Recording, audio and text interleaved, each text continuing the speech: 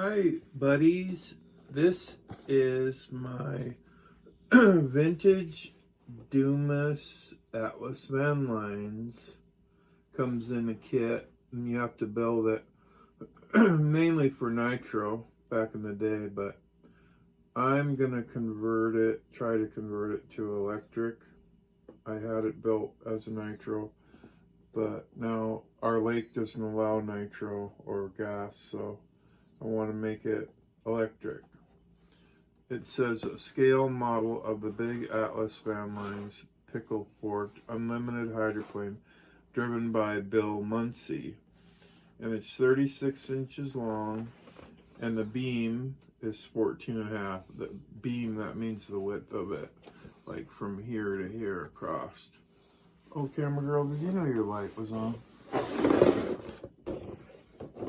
Anyway, so here it is. This is the front cowling. I actually needed, because it's electric and I need to be able to tape everything up, I made this cowling right here out of junk I had laying around the house. So this part is an old plastic container, actually two of them that I pieced together. These are made from my insulin needles. These are the caps I made for the exhaust. And this is just a piece of junk plastic I found from a bicycle kit that I bought for my girlfriend. Anyway, so take this off. Let me put this down here. Oh, and the driver is the lunch lady. Lunch lady land. Anyway, so here's the inside. And when you do a hydroplane, you really want it to balance. Here's the turn pin right here. Turn it upside down. Here's the turn pin right here. You really want it to balance out about 2 inches behind the turn pin. And I can't actually do that because I can't fit the battery back here to put the weight that far back.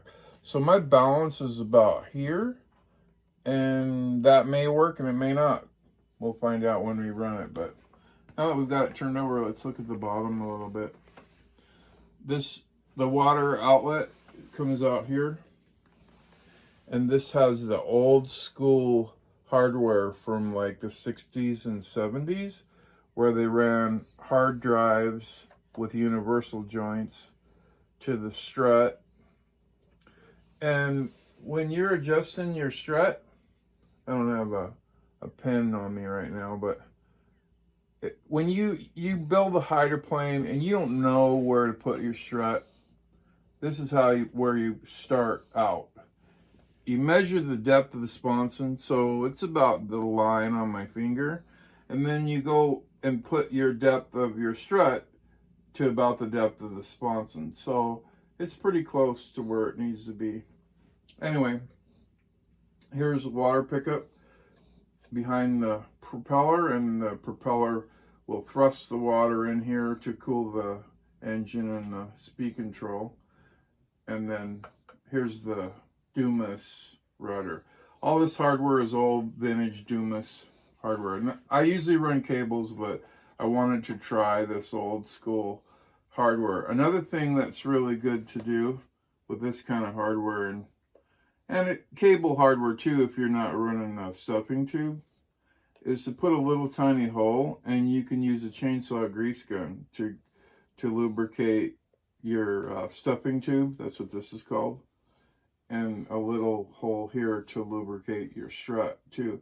That way you don't have to take everything apart to lube it. You can just squirt grease in there before each run, which is really nice to do.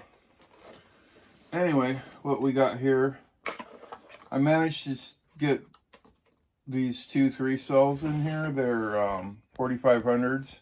It wouldn't fit any more than that, any bigger than that. So I'm going to try to run it on 6 cells. This is this came unplugged. This is a 200 amp speed control, water cooled. And this motor is, I believe, a 2200 kV motor from an 8-scale Typhoon, very popular 8-scale 4-wheel drive car that my buddy owns one. And then I'm trying something new. I found these universal joints, so I'm trying to run this kind of a universal to the shaft here. Anyway, the water cooling, blah, blah, blah. And we have our steering servo here. This should actually be higher torque. Well, actually, I think this one is a high torque. But, yeah, anyway, you should run a high torque servo for your steering on a boat this size. Smaller than this, you could probably get away with the standard. And then the speed control. Here, on this particular boat, you adjust the strut on the inside.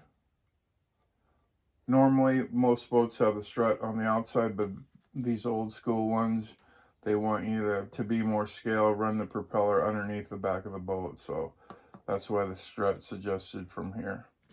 Anyway, so that's my van lines, and I hope you like it, and hopefully I can test it out here pretty soon. Anyway, thanks for watching.